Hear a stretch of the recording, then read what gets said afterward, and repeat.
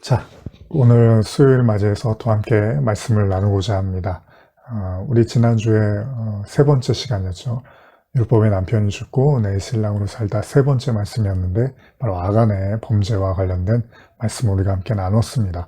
혹시 기억이 나시는지 모르겠지만은 아간의 범죄, 하나님께서 이스라엘 백성들이 가나안 땅을 정복하는 그 전쟁을 치르는 가운데서 아이성에서의 전투에서 큰 패배를 맛봤습니다. 근데 이스라엘 백성들이 더 당황했던 이유는 뭐냐면 바로 이 직전에 그 여리고 성이라는 크고 아주 강력한 그 성을 무너뜨리는 데 있어서 하나님이 너무나 완벽하게 도움을 주셨기 때문에 이제는 나머지의 모든 전쟁은 따놓은 당상이라고 생각을 했던 거죠. 근데 생각지도 못하게 아이성 전투에서 큰 패배를 맛보면서 이스라엘 백성들이 커다란 충격에 빠지게 되고 그 범죄, 그 패배의 원인을 찾게 되죠. 그것이 바로 아간의 범죄였습니다. 이 아간의 범죄는 단 하나의 죄도 하나님이 용납하지 않는다라는 교훈을 우리에게 주고 있는데요. 하나님께서는 가나안 정복하면서 여리고성에 그 정복을 할 때 거기에서 나온 모든 어떤 것도 취하지 말라고 어떤 전리품도 취하지 말라고 말씀을 하셨는데 아간이 이를 어기고 자기의 그 욕심에 따라서 은과 외투 이런 것들을 자신의 텐트에 숨겨뒀다가 비참한 아주 최후를 맛보게 됩니다. 오늘은 이제 계속해서 이 내용들을 좀 연결해서 과연 하나님이 말씀하시는 그 율법의 남편이 죽고 내 신랑이 새롭게 우리에게 생명을 준다는 그 의미들을 함께 또 말씀을 통해서 나누고자 합니다. 잠깐 기도하시겠습니다. 하나님 아버지 감사합니다. 오늘도 우리가 말씀을 듣습니다.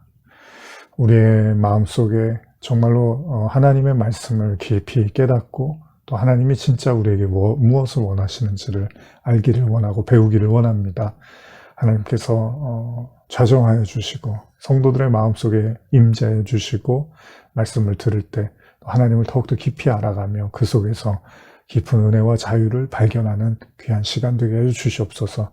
감사드리며 예수님의 이름으로 기도합니다. 아멘. 네, 그 아간의 범죄 우리가 이야기를 나눴었는데요. 바로 그렇게 아간의 범죄, 하나의 범죄로 인해서 이스라엘 백성들이 아이성 전투에서 커다란 패배를 맛보게 되죠. 그렇게 생각해 보면 하나님께서는 아간 개인이 지은 죄면은 그 개인의 죄로 묻고 전쟁과는 연결을 시키지 않으셔야 되는데 그럼에도 불구하고 한 사람의 죄로 말미암아 모두가 전쟁에서 패배를 맛보는 결과를 보게 되는데요. 우리가 이런 이야기를 듣고 있으면 바울의 로마서가 떠오르지 않습니까? 바울이 뭐라고 말을 합니까? 아담이라는 한 사람의 범죄로 말미암아 온 세상에 죄악이 관영했다라고 이야기를 하죠. 그런 의미에서 보면은 사실은 이스라엘 백성들은 원래는 그 전쟁에서 패배하고 실패를 맛봐야 되는 것이 마땅한데 그럼에도 불구하고 하나님이 이제 아간의 죄를 찾아내시고 이제 아간을 형벌하시고 이제 다시금 또 가나안 땅을 향해 가는 여정을 볼 수 있습니다.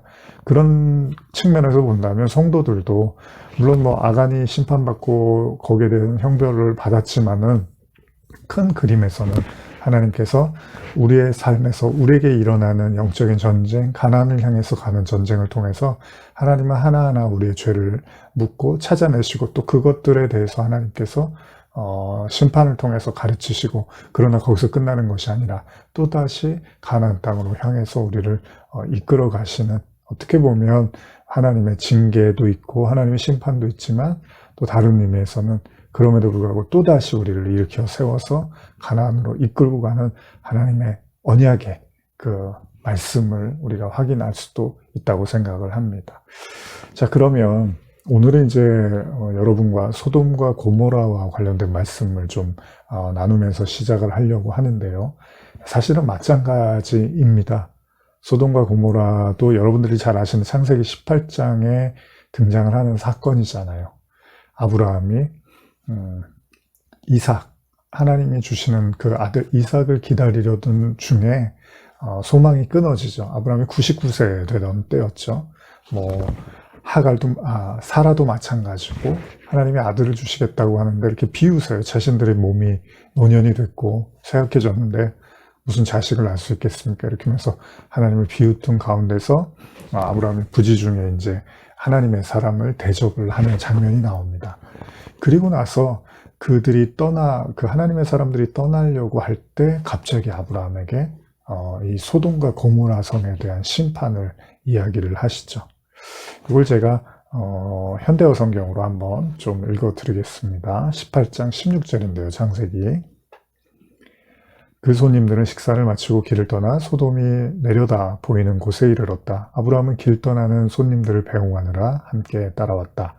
여호와께서는 속으로 생각하셨다. 내가 앞으로 할 일을 아브라함에게 숨길 필요가 없지. 아브라함의 후손이 엄청나게 불어나 매우 크고 막강한 나라를 이룰 것이고 또 아브라함을 통하여 내가 세상 모든 나라들에게 복을 내릴 터인데 내가 아브라함을 가려 뽑는 까닭도 이 사람이 자식들과 후손들에게 내 말을 잘 따르라고 일러두어 저희가 올곧은 일만을 하고 올바른 일만을 하게 하려는 것이 아닌가. 만일 저희 후손들이 그렇게 잘 따라준다면 내가 아브라함에게 한 약속을 모두 지켜야겠다.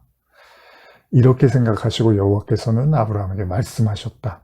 소돔과 고모라에서 들려오는 부르짖음이 너무나 크구나. 그곳 사람들의 죄가 이루 말할 수 없는 지병인 모양이구나. 이렇게 말씀을 하세요. 계속 좀 읽어볼게요. 그래서 그들이 정말 사람들을 억울하게 하는지 나에게까지 들려오는 그 울부짖음이 사실인지 알아보아야겠다. 그래서 내가 지금 그곳으로 내려가는 길이다. 손님 가운데 두 사람은 그곳을 떠나 소돔 쪽으로 내려갔다. 그러나 아브라함은 여전히 그곳 주 여호와 앞에 그대로 서 있었다. 그러면서 여호와께 가까이 다가가 아뢰었다. 주여, 흠없이 올바르게 살아가려고 애쓰는 이들을 못된 질만 일삼는 자들과 똑같이 없애버리시렵니까? 우리가 이 말씀은 사실은 올 초에 이제 창세기 아브라함 이야기를 나누면서도 나눴던 내용이기도 하죠. 하나님께서 소돔과 고모라를 심판하려고 하실 때 아브라함이 무척 당황을 합니다. 그 이유는 딱 하나죠. 소돔과 고모라에 바로 자기의 조카 롯이 살고 있었기 때문입니다. 마찬가지겠죠. 여러분도 마찬가지겠죠. 하나님이 어떤 곳을 심판하신다는 걸 우리가 알았는데 거기에 여러분들이 가까운 또 사랑하는 아끼는 누군가가 있다면 당연히 말리고 또 말리는 것이 인간의 마음일 것입니다. 근데 이 내용들 여러분들이 이제 잘 나눠서 알고 계시지만은 결국은 하나님께서 아브라함이 의로운 사람이 만약에 소돔과 고모라에 살고 있다면 하나님이 그곳을 심판하는 것은 너무나 부당한 일입니다. 하나님은 의롭지 않습니다. 이제 이런 이야기를 하면서 하나님하고 이제 옥신각신합니다. 하나님께서 그러면 한번 그런 사람들을 찾아와라. 50명, 40명, 이렇게 해서 계속 숫자가 내려가는데 나중에는 10명 찾아오라고 하는데 아브라함이 자신이 없는 거죠. 그리고 결국은 아브라함이 시무룩해서 자기의 자리로 돌아가는 그런 내용들이 기록이 되어 있습니다. 제가 이 본문을 설교를 할 때 또 많이 제가 인용을 하기도 하지만은 항상 이 본문들을 이야기할 때 중요한 게 뭐냐면 인간이 생각하는 것과 하나님이 생각하는 것에는 큰 차이가 있다는 겁니다. 인간이 생각했을 때는 당연히 우리도 그렇잖아요. 소돔과 고모라 특정한 어떤 곳을 하나님이 심판하신다는 것을 여러분들이 들었을 때 아니 거기 있는 사람이 전부 다 나쁜 사람이겠습니까? 거기에 사는 모든 사람들이 다 똑같이 악하다고 말할 수 있겠습니까? 거기에는 분명히 좋은 사람도 있고 나쁜 사람도 있겠죠. 그러나 하나님 나쁜 사람들을 잡으려고 좋은 사람들까지 심판하시는 것은 너무나 부당한 일입니다. 이런 생각을 당연히 우리도 할 수 있을 것입니다. 그럼에도 불구하고 하나님은 아브라함이 그렇게 말씀하실 때 그럼 한번 찾아와 보라고 아주 대범한 모습을 보이시죠. 한번 해봐라 그러면. 근데 결과적으로는 아브라함이 하나님과 그 대화를 통해서 옥신각신하는 가운데서 깨닫게 되는 거죠. 그곳에 의로운 사람이 없을 수도 있겠구나. 근데 사실 이 의로움의 관점에서 보면 사실은 이 부분에서 하나님과 인간 사이에 많은 갈등이 있을 수밖에 없습니다. 그렇죠? 근데 우리가 성경적인 원리로 들어가서 생각해 보면 이 세상에는 의인이 하나도 없다고 하죠. 세상에 의인이 없단 말이에요. 그리고 오직 예수님만 의로운 분이다라고 성경이 말을 하고 있습니다. 그런 관점에서 보면 아브라함이 하나님께 의로움에 대한 이제 이야기를 하면서 하나님, 의로운 사람이 존재한다면 하나님의 심판은 매우 부당한 것이고 하나님은 오히려 악한 분이 되시는 겁니다라고 이렇게 얼음장을 놓지만 하나님이 봤을 때는 의로운 사람이 한 사람도 없었다는 거잖아요. 물론 롯이 소돔과 고모라에서 구원을 받습니다만 그 롯이 여러분과 제가 나눴던 것처럼 정말로 의로운 사람이었는가? 그렇진 않잖아요. 삼촌 아브라함하고 조카 사이였잖아요. 그래서 싸우고 다투던 가운데 땅 가지고 그리고 나서 아브라함이 너가 그럼 하고 싶은 대로 해라 그랬더니 자기가 좋아 보이는 땅에 가겠다고 한 게 소돔과 고모라였단 말이죠. 그런 관점에서 보면 결코 아브라함이 봤을 때도 롯을 의롭다고 하기는 좀 어렵지 않았을까요? 그러다 보니까 아브라함이 어떻게 보면 의인에 대한 이야기를 하면서 롯에 대한 이야기를 꺼내기가 어려웠을 수도 있습니다. 만약에 정말로 자기가 생각했을 때 롯이 정말 의로운 사람이라고 확신했다면 대번에 아브라함이 말했겠죠. 하나님, 제 조카 롯이 얼마나 의로운데요. 그런 롯이 거기 살고 있는데 어떻게 하나님 심판하십니까? 라고 하나님께 항변을 할 수도 있었겠지만 자기가 생각해도 롯이 의롭다고 보기는 어려웠던 거죠. 그러다 보니까 뭐 소돔과 고모라에 아는 사람이 없었을 수도 있고요. 아브라함이 한마디도 하지를 못하는 거예요. 의인을 찾아오라고 하는데 아브라함이 아무 말도 하지를 못하더라는 겁니다. 이 지점에서 우리는 여러 차례 제가 나누기도 했지만은 과연 의가 뭘까? 의롭다는 것이 뭘까? 의인이라는 것이 무엇일까라는 생각을 해볼 필요가 있어요. 예를 들면 욥기 같은 경우 보면요. 우리가 욥기 얘기 요새 많이 나눴지만은 욥기 1장을 보시면 뭐 구약에서 우리가 이제 고난의 대명사로 생각을 하는 욥인데 욥기 1장 1절이 이렇게 시작하거든요. 우스 땅의 욥이라 불리는 사람이 있었는데 그 사람은 온전하고 정직하여 하나님을 경외하며 악에서 떠난 자더라. 이런 이야기를 해요.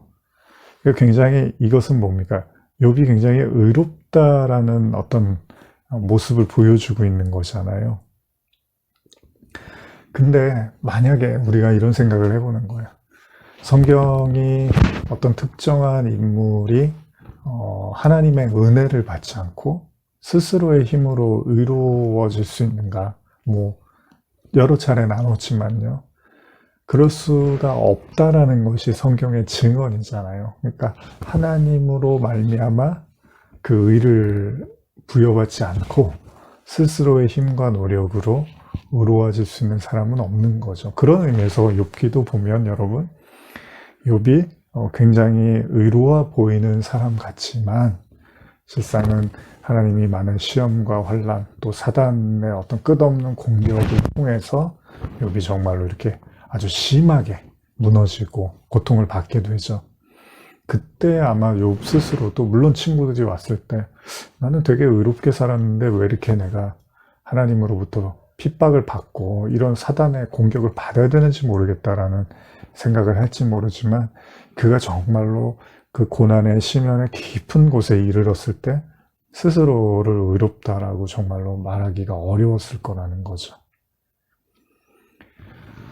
그제서야 하나님이 실제로 이제 나타나시고 욥에게 네가 뭔데 나한테 이렇게 함부로 따지고 힐난하느냐? 네가 정말로 하나님이 누군지를 아느냐라는 어떤 이제 말씀을 하시게 되죠. 그런 차원에서 보면 여러분 의롭다라는 것은 그러니까 제가 지난번에도 그렇고 말씀을 드리면서도 계속하지만 우리는 자꾸 의롭다라고 하면은 이 착하다라는 생각, 선하다는 생각, 남한테 해를 끼치지 않는다는 생각, 남한테 또 많은 유익이 되고 알게 모르게 또 뭐 왼손이 한 일 오른손 모르게 하라고 하면서 선행을 많이 하고 구제하고 이런 걸로 자꾸 의로움을 생각하려고 하는 경향이 있는데 하나님이 말씀하시는 의로움은요 하나님으로부터 나오는 의잖아요. 이게 뭐 로마서의 핵심 주제였죠. 하나님의 복음에 나타나는 의였다는 거죠. 그렇게 보면 성경을 통틀어서 의인은 딱 한 분밖에 없는 거예요. 누구요? 예수 그리스도. 근데 그분이 또 하나님이시기도 하죠. 그러니까 의라는 건 하나님으로부터 나오는 것이고 또 하나님이시기도 한 거죠. 선하다라고 하는 거. 그래서 제가 예전에도 나눴지만은 예수님한테 누가 선한 선생이요? 그랬더니 예수님이 뭐라 그래? 네가 왜 나한테 선하다고 하느냐? 하나님 한 분 외에는 선한 분이 없다. 이런 표현을 하시는 거죠. 그러니까 이 우리가 갖고 있는 이 선과 의에 대한 생각이 깨지지를 않으면요. 그 진짜 하나님이 말씀하시는 의를 이렇게 알기가 어려워요. 그리고 또 한 가지는 우리가 알고 있는 선과 의를 계속해서 고집을 하고 그게 전부라고 생각을 하면 자꾸 그 방향으로 구원을 받으려고 여러분과 제가 알게 모르게 끝없이 시도를 하는데 그게 굉장히 우리를 고달프게 하고 짐을 준다는 거예요. 의라는 건 지금 그래서 하나님이 아브라함한테도 일부러 소돔과 고모라를 보여주시면서 아브라함이 하나는 깨달았겠죠. 뭐요? 의인이라는 게 없구나.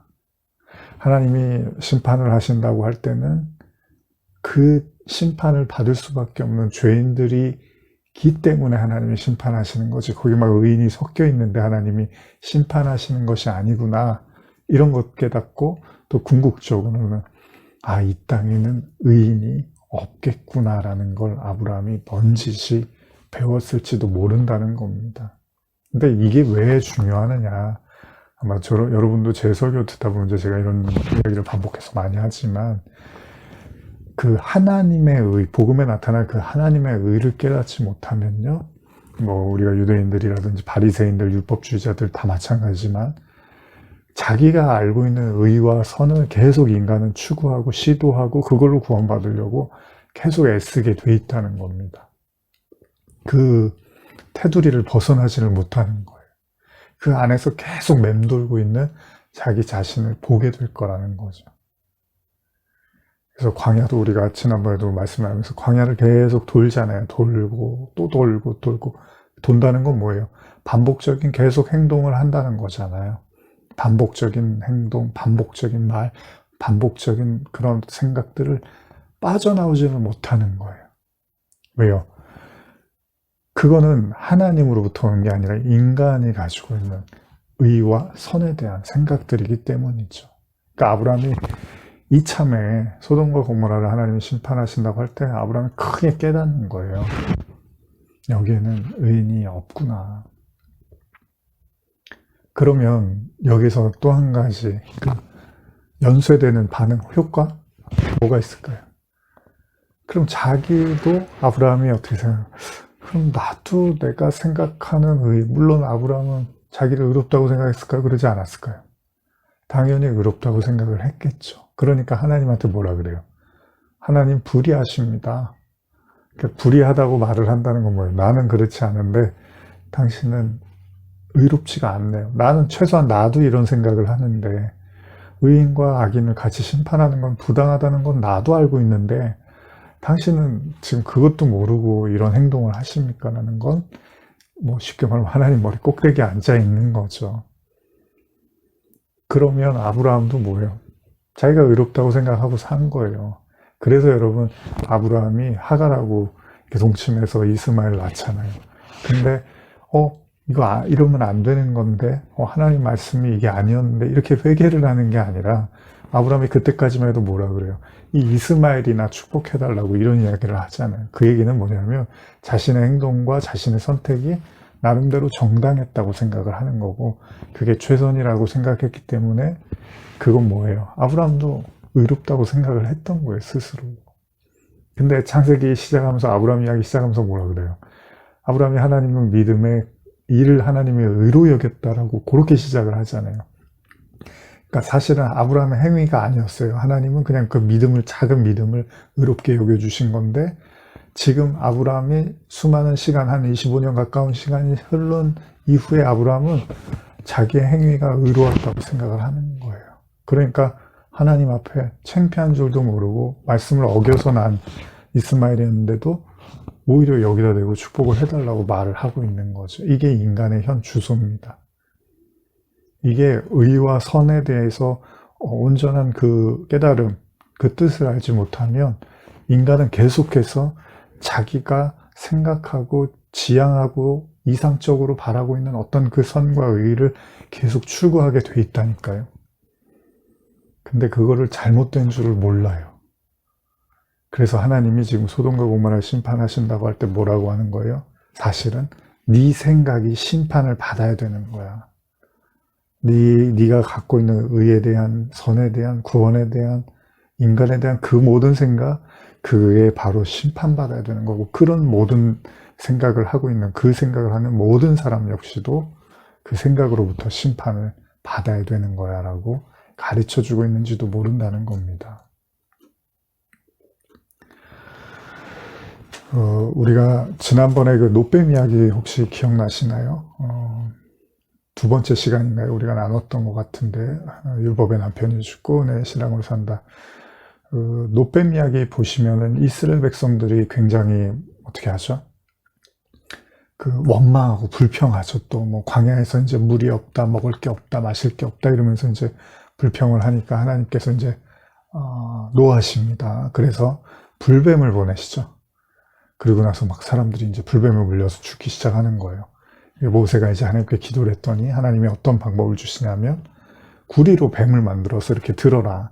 그리고 나서 그거를 보면은 살게 될 거다. 이제 이런 말씀하시는데 진짜로 그 노뱀을 들었더니 사람들이 죽지 않고 살아나게 되는 이제 그 내용들을 우리가 나눴는데 이것도 가만히 생각해 보면 재밌는 거예요. 이제 그렇게 해서 살아났어요.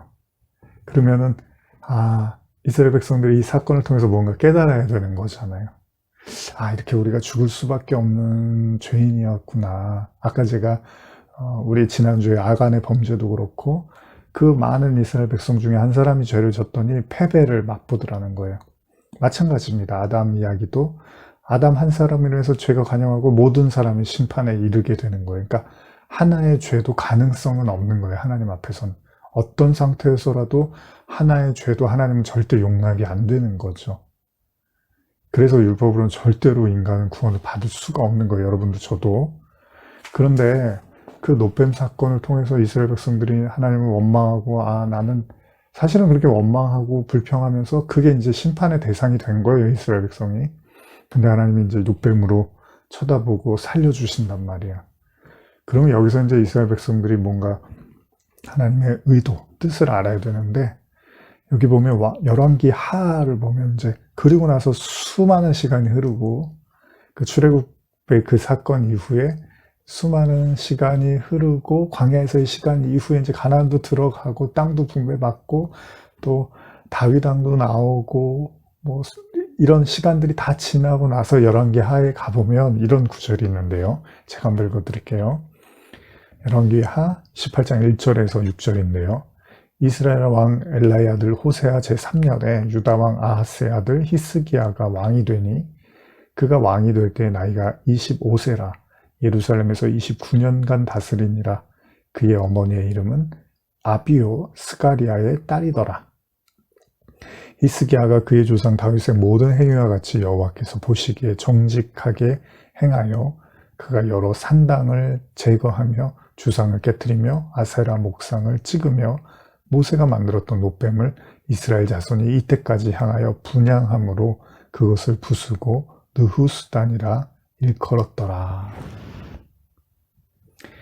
이런 구절이 나오는데 이게 뭐냐면 그 출애굽기에 이스라엘 백성들이 원망해서 광야에서 죽을 뻔하다가 살게 했던 그 노뱀을 그때까지 아주 오랜 시간이 흐르고 나서 이스라엘 백성들이 그거를 일종의 어떤 그 우상처럼 여기면서 거기에 분향을 했다는 거예요. 제사를 지냈다는 거죠. 그걸 섬겼다는 거예요. 근데 히스기야 왕이 이제 하나님 앞에 올바로 선 그런 왕으로서 그걸 부숴버렸다는 거예요. 산당들을 제거하고. 그러니까 거짓된 우상 숭배의 그런 모든 그런 것들을 다 드러내서 다 이렇게 소멸시켜 버렸는데 그때 나온 게 이 노뱀, 그걸 느후수단이라고 불렀다고 그러는데 이 노뱀을 그때까지도 분향을 하고 있었다는 거예요. 무슨 이야기입니까? 사건의 본질, 하나님의 뜻에는 관심이 없고 그저 저게 우리를 살렸대. 저 구리뱀. 그 구리뱀이 살린 게 아니잖아요. 하나님이 그 구리뱀을 쳐다보면 살게 하시는 건 예수님이 나중에 그러죠. 내가 모세가 광야에서 놋뱀을 든 것 같이 나도 들려야 된다. 그게 이제 십자가를 얘기하시는 거잖아요. 그게 뭐예요? 이스라엘 백성들이 광야에서 그 원망과 불평이라는 죄 때문에 죽을 수밖에 없었는데 그런 자들을 하나님이 놋뱀을 그냥 쳐다보게 하고 그것을 봄으로써 회복시켜 주시고 구원해 주셨다는 것을 가르쳐 주려고 그 뱀을 만들어서 들라고 했더니 그게 시간이 흐르고 나서는 그 뱀만 붙잡고 있는 거예요. 그 놋뱀만 붙잡고 거기에 분향을 하고 제사를 지내고 있더라는 겁니다. 이런 게 인간의 한계죠, 한계. 그것도 보세요. 가만히 생각해 보면 원래 하나님의 본뜻은 아까도 제가 말씀드린 것처럼 죄 하나의 죄도 하나님 앞에서는 죽음이다. 용서받을 수 없다. 그러나 하나님이 은혜로 살리는 거다라는 구원을 가르쳐주고 있는 건데 그 내용은 싹 빼버리고 저 뱀 저게 아주 효력이 좋대. 저 놋뱀이 저게 뭔가 이렇게 신비한 힘이 있고 하나님의 어떤 능력이 담겨 있대. 그러니까 저기에서 분향하고 저걸 섬기고 제사 지내면은 우리한테도 복이 떨어질 거야 라고 이런 식으로 그 하나님의 말씀을 이렇게 와전시켜 버렸다는 거죠. 참 안타까운 현실이죠. 제가 이 말씀을 왜 굳이 그 소돔과 고모라 이야기하고 같이 연결해서 드리냐 하면 그 인간이 갖고 있는 그 의와 선이라는 것들이 이런 수준을 벗어나기가 어렵다는 거예요. 그래서 뭐 우리가 교회에서도 이제 옛날에 성물이라는 표현을 많이 쓰는데 교회 안에 있는 물건들은 뭐 성물이니까 조심해야 되고 함부로 건드리면 안 되고 뭐 강대상에 올라가면 안 되고 막 굉장히 그 예전에 어르신들이 좀 무섭게 그런 말씀하셨는데 물론 뭐 물건 함부로 대하고 그러면 안 되지만 뭐 성물이라는 게 어디 있습니까?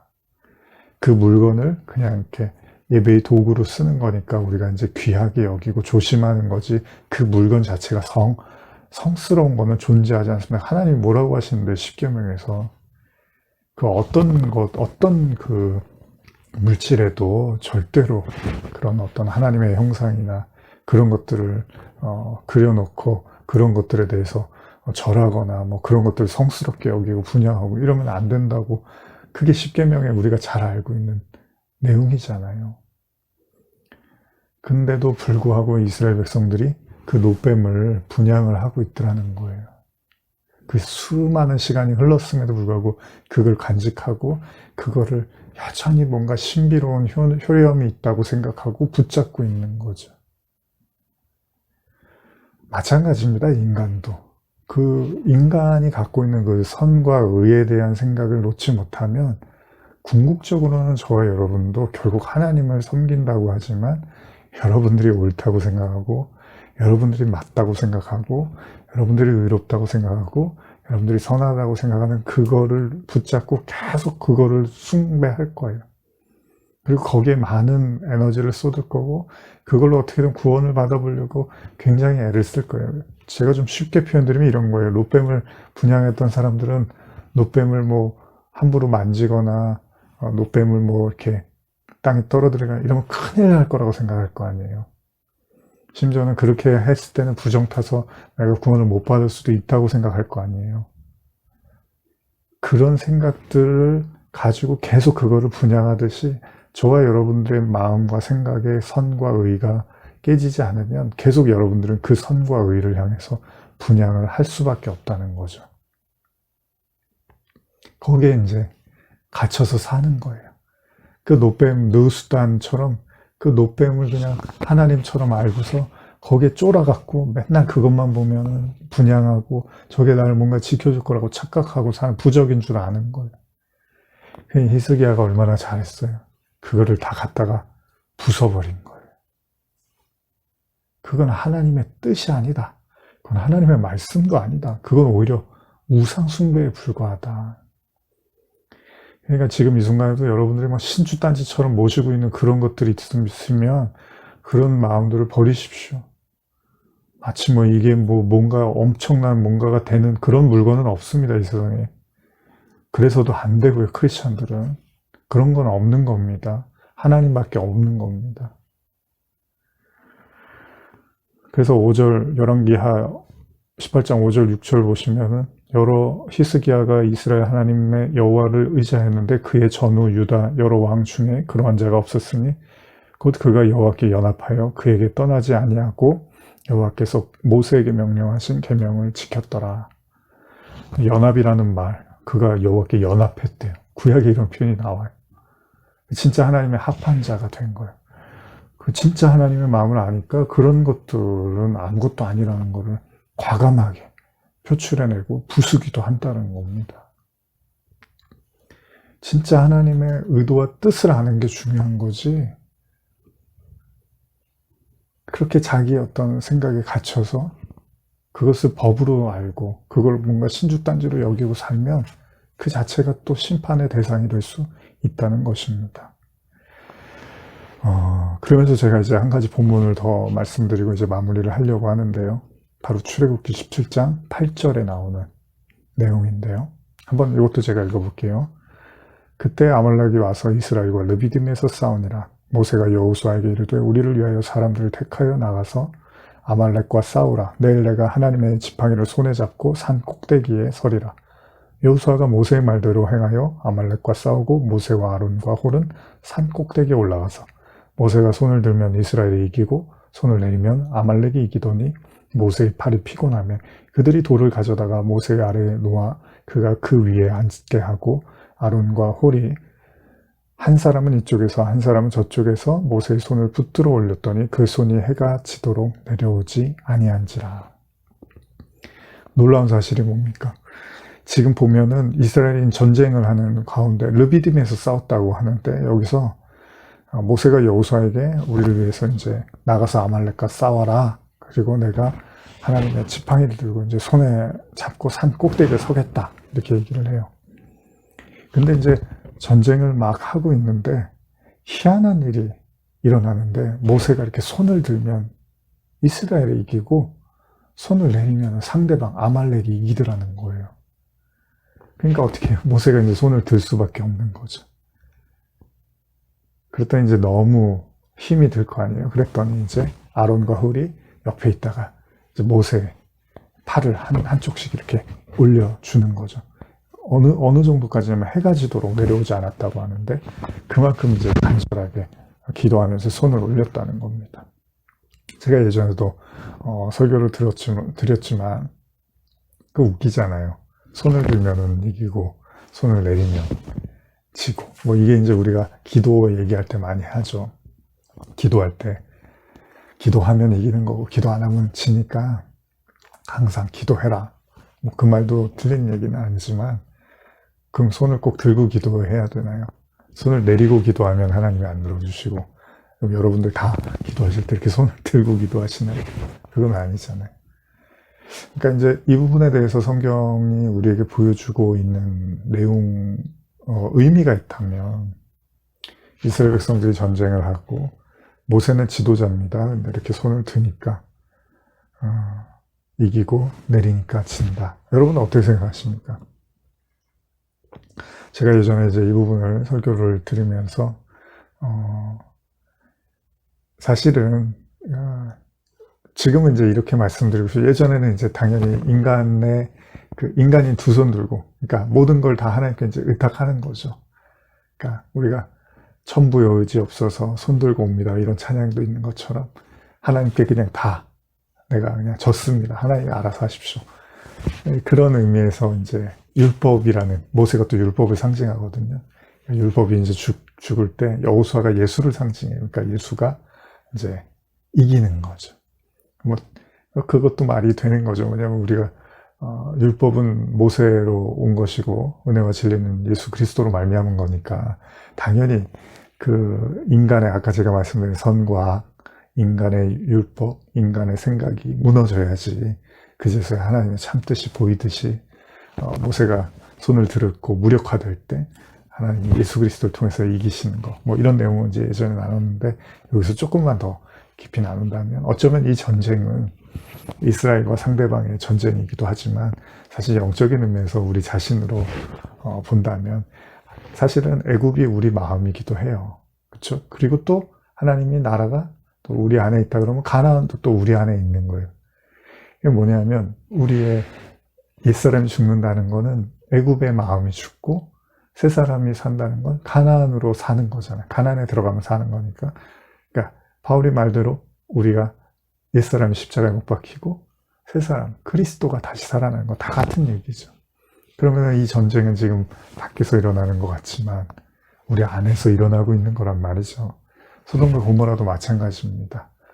하나님이 소돔과 고모라를 심판하세요. 우리도 마찬가지예요. 바울이 나중에 로마서에서 7장에서 그러죠.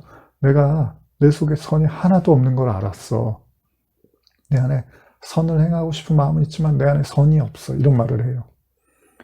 그러면은 소돔과 고모라처럼 심판받아야 될 것도 우리의 마음과 생각이에요. 왜냐하면 우리는 선을 갖고 있지 않아요.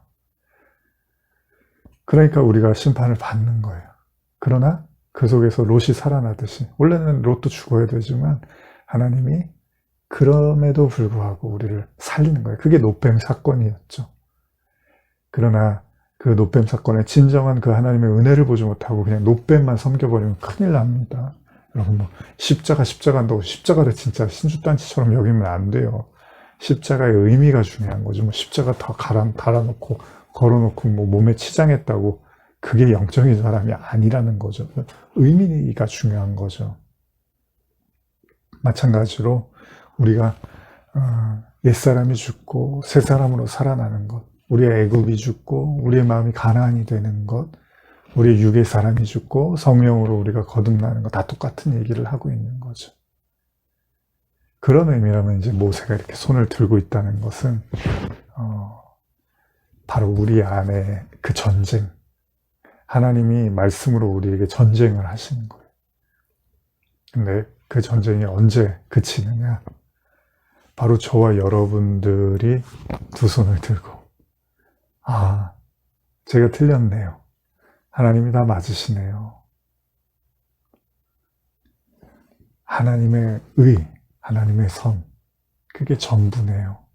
제가 알고 있었던 의, 제가 생각했던 선, 제가 선악과를 먹고 옳다고 생각하고 잘났다고 생각하고 이게 맞다고 생각했던 그 느우수단처럼 마치 신봉했던 내 자아, 이거 틀렸네요. 하나님이 옳습니다. 하나님의 말씀을 있는 그대로 받아들이기를 원하고 하나님이 의롭다 하시는 그 의로움의 은총을 내가 받기를 원합니다. 주님 앞에 두 손 들고 나아갈 때 진정한 우리의 승리가 된다는 거죠. 그러니까 저와 여러분들은 지금 누구랑 싸우느냐? 적군, 마귀, 세상 권세 다 좋습니다. 그러나 궁극적으로는 바로 우리 자신, 진짜 우리의 적은 우리 자신일지도 몰라요. 그래서 예수님이 우리를 위해서 십자가에 돌아가신 거죠. 왜요? 하나님의 은혜로 살아나라고. 너희들 모두는 다 십자가에 매달려서 이렇게 죽어야 되는 존재지만 그걸 너희들이 믿음으로 인정하고 받아들일 때 그때 하나님이 다시 너희를 살려 주실 것이다. 거듭나게 해 주실 거다. 비로소 우리의 율법의 남편이 죽고 진정한 그리스도가 우리의 신랑으로 다가오시는 거죠. 예수님이 죽으시고 이제 성령이 오시는 거죠. 내가 가지 않으면 보혜사가 너희에게 오지 않아, 이렇게 말씀을 하시는 거예요. 저와 여러분도 마찬가지입니다. 우리가 그리스도와 함께 십자가에 못 박히면 바로 하나님의 은혜로 살아나는 거죠. 하나님의 영으로 살아나는 것이고 하나님이 우리에게 또한 성령을 부어주시는 거죠. 그것이 바로 주님을 기다리고 또 이 땅에서 진정한 신부로서 살아가는 성도들의 믿음일 것입니다. 말씀을 듣는 모든 성도분들 가운데 우리의 삶의 하루하루들 하나님께서 그렇게 옛사람에서 새사람으로 다시 살리시고 세우시는 그 모든 여정임을 기억하시고, 여러분들의 현실에서 부딪히고 일어나고 있는 수많은 일들 속에서 모든 해답을 하나님 안에서 찾으시기 바랍니다. 하나님 말씀 속에서 찾으시기 바랍니다. 거기에 진정한 우리의 생명과 양식이 있음을 믿습니다. 기도하겠습니다. 하나님 아버지, 말씀을 또 나눕니다. 정말로 율법의 남편이 죽고 은혜의 신랑으로 그 영원하신 사랑과 그 영원하신 우리를 향한 그 약속, 그 믿음 안에서 하나님만 바라보고 어떤 상황에서도 감사와 기쁨으로 걸어갈 수 있도록 은혜 내려 주시옵소서. 감사드리며 예수님의 이름으로 기도합니다. 아멘.